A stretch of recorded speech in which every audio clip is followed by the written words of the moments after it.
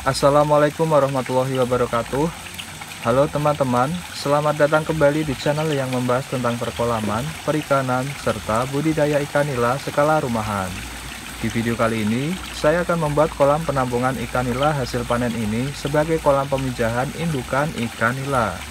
Karena ada satu kolam yang kosong di mana ikan-ikannya sudah habis terjual dan masih menunggu panen dari kolam pembesaran.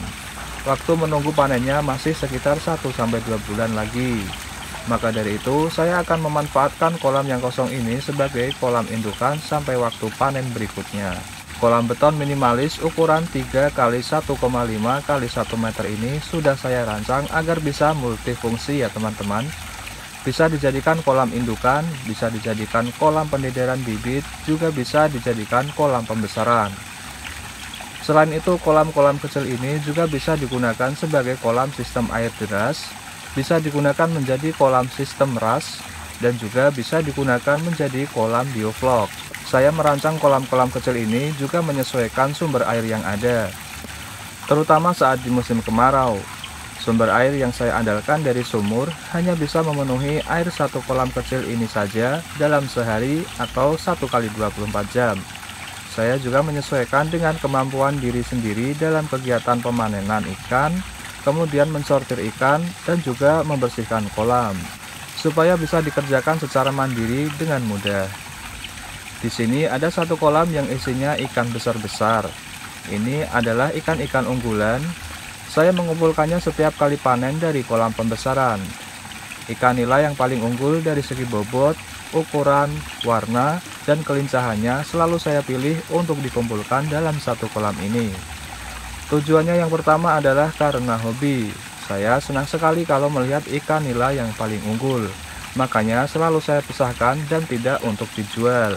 Dari ikan-ikan nila unggulan ini juga yang saya pilih untuk dijadikan indukan. Karena ikan yang paling unggul biasanya menghasilkan anakan yang berkualitas. Banyak sekali anakan ikan di kolam pendederan, di kolam pembesaran, dan ikan yang sudah terjual adalah berasal dari ikan-ikan nila unggulan ini.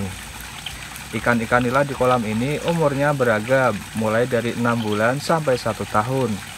Untuk indukan yang biasanya dipijahkan juga ada di sini, karena di kolam sebelumnya saya gunakan untuk menampung ikan pesanan. Dan juga di kolam sebelumnya ukurannya terlalu kecil seiring bertumbuhnya indukan ikan nila yang semakin bertumbuh besar. Jenis indukan ikan nila di sini ada berbagai macam. Ada ikan nila Bangkok, ada ikan nila gift, ikan nila putih, ikan nila larasati, dan ikan nila lainnya masih banyak lagi. Secara teknis untuk memijahkan ikan nila diperlukan sekitar 5 ekor per meter kubiknya, dengan jumlah 1 jantan 3 betina atau 1 jantan 4 betina. Yang penting jumlah indukan betina lebih banyak daripada jumlah ikan nila jantan. Untuk memilih indukan ikan nila betina yang cepat memijah, biasanya yang sudah matang gunat, atau bisa dilihat di alat kelamin indukan betina warnanya kemerahan. Itu artinya telurnya sudah siap untuk dikeluarkan dan untuk dibuahi. Dan untuk ikan nila jantan biasanya akan keluar cairan sperma dari alat kelaminnya ketika ditekan perutnya. Aish! Aish! Aish! Di sisi lain, untuk cara paling mudah yang penting ada indukan nila betina dan ikan nila jantan. Tinggal dicampur saja dalam satu kolam. Kita tidak perlu mikir apapun, bila waktunya memijah, ikan nila otomatis bisa menghasilkan anakan. Di kolam ikan nila unggulan ini pun, tanpa dihitung jumlahnya dan tidak dihitung jumlah jantan atau betinanya, juga seringkali menghasilkan anakan yang banyak. Pokoknya kumpulin saja ikan nila unggulan dalam satu kolam, pasti akan menghasilkan anakan ikan nila.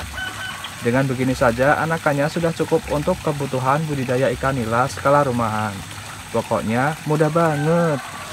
Malahan kalau bibit dari hasil indukan milik kita sendiri, resiko kematiannya sangat kecil. Bisa 99% hidup semua sampai panen. Untuk cara mencari indukan ikan nila yang berkualitas, teman-teman bisa simak di video saya sebelumnya. Linknya ada di deskripsi. Nah, oke teman-teman, sekarang kita akan mulai menyurutkan air kolam ini. Langsung saja kita akan mulai untuk menyurutkan air di kolam ini ya. Tapi sebelumnya kita ngopi dulu. Mantap, biar lebih semangat ya.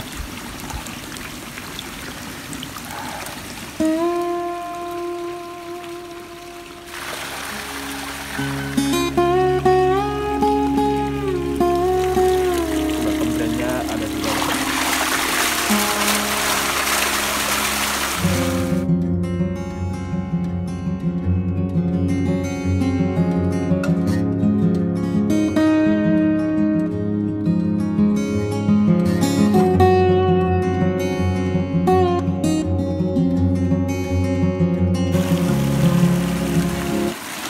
Nah, oke teman-teman, sekarang ikannya sudah terlihat semua. Ini besar-besar sekali ya ikannya ya. Ini ukurannya sekitar 6 on ke atas ini teman-teman. 6 on sampai 1 kiloan ini per ekornya. Dan untuk di pipa SLO eksternalnya ini sementara saya cabut dulu karena tadi ada sedikit masalah. Ternyata di saringan ini tadi lepas dan ada ikan yang masuk ke sini. Jadi ini mau nggak mau harus saya lepas. Jadi ini untuk pipa SLO nya ini tidak dilem ya teman-teman, bisa dilepas, bisa dipasang. Dan ini sementara saya gantikan dengan pipa yang pendek dulu karena ini airnya saya setel supaya tingginya sekitar 10-15 cm saja. Ini kalau diukur paling ya sekitar 15 cm teman-teman. Rencananya saya akan mengambil indukan sebanyak 30 ekor saja dengan jumlah jantan 6 ekor dan jumlah betina 24 ekor dengan perbandingan 1:4 atau 1 jantan 4 betina. Saya akan memilih ikan nila jantan yang ukurannya paling besar dan warnanya paling bagus, dan untuk ikan nila betina juga akan saya pilih yang warnanya bagus. Untuk ikan nila betina biasanya ukurannya lebih kecil daripada ikan nila jantan. Nah, sekarang di sini ada timbangan, saya akan mencoba mengambil yang besar ya. Nanti akan saya coba timbang supaya kita semua tahu. Dan ini timbangannya akan saya nolkan dulu teman-teman.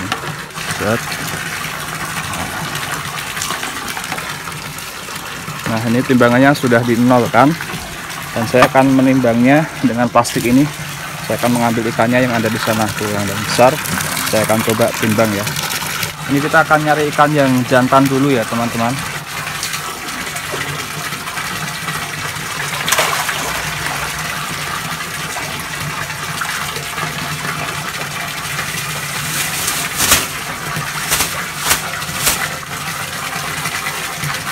Nah, ini ikannya akan saya timbang ya.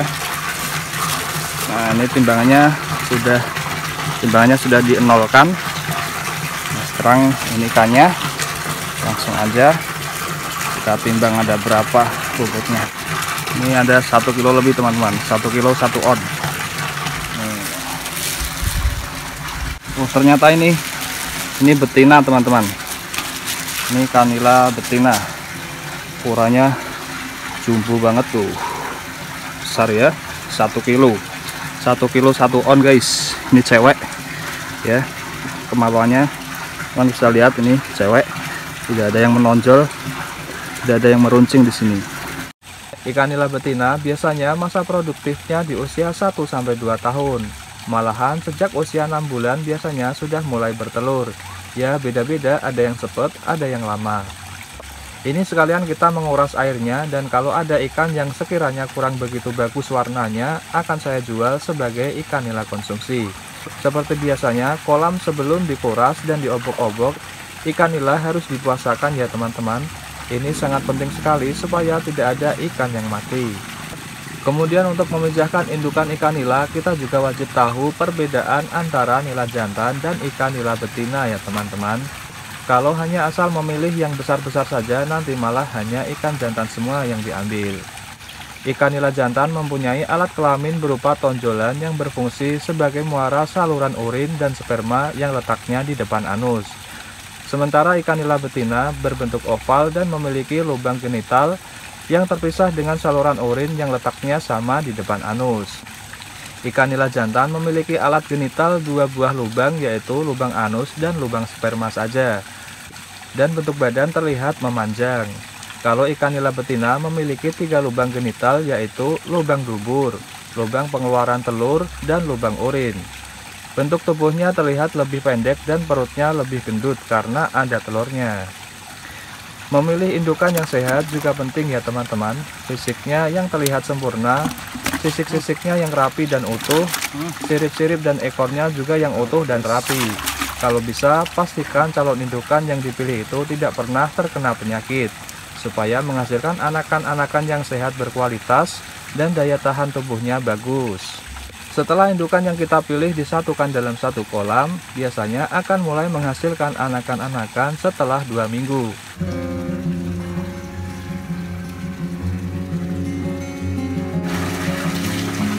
Ikannya gede banget, tanganku segini guys.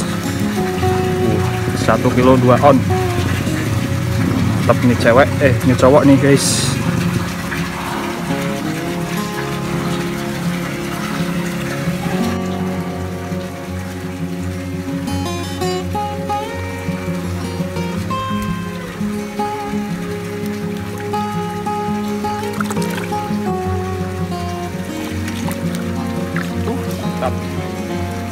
Tidak semua indukan menetaskan telur bersamaan. Biasanya setiap minggu pasti ada yang menetas telurnya. Kalau sudah terlihat banyak burayak atau anakan-anakan di pinggir-pinggir kolam, bisa langsung kita serok anakannya dan ditaruh di kolam penjejeran.